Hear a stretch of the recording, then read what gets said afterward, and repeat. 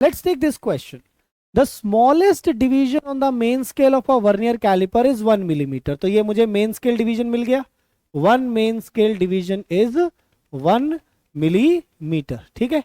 फिर कह रहा है 10 vernier division coincide with 9 main scale division. Okay, तो 10 वर्नियर स्केल डिवीजन अगर 9 मेन स्केल डिवीजन से कोइंसाइड करती हैं तो लीस्ट काउंट की वैल्यू 1/10 मेन स्केल डिवीजन आ जाएगी, जो कि बन जाएगी 0.1 mm.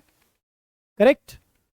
Now while measuring the diameter of a sphere, the zero mark of the vernier scale lies between 2 and 2.1. देखो, जब हमने मेन स्केल में 2 का मार्क देखा और 2.1 का मार्क देखा तो वर्नियर स्केल का जीरो इन दोनों के बीच में था.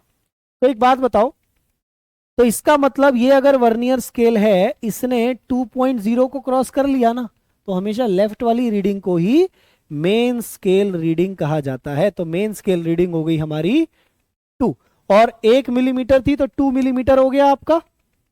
तो मेन स्केल रीडिंग हो चुकी है आपकी 2.0 एंड 2.1 सेंटीमीटर. तो 2 centimetre is my main scale reading. ना वर्नियर स्केल रीडिंग भी देखते हैं. वर्नियर स्केल रीडिंग कह रहा है 5th division of vernier scale coincide with the scale division. तो vernier scale reading will be 5 into 0.1 mm. तो ये हो जाएगा 0.5 mm या फिर हम कह सकते हैं 0.05 ऑफ सेंटीमीटर. तो रीडिंग क्या हो जाएगी फाइनल? रीडिंग हो जाएगी main scale reading plus vernier scale reading. तो मेन स्केल रीडिंग कितनी है? 2 सेंटीमीटर प्लस 0.05 सेंटीमीटर. तो ये हो गई 2.05 centimetre is the final reading. तो 2.05 सेंटीमीटर हो गया ऑप्शन ए.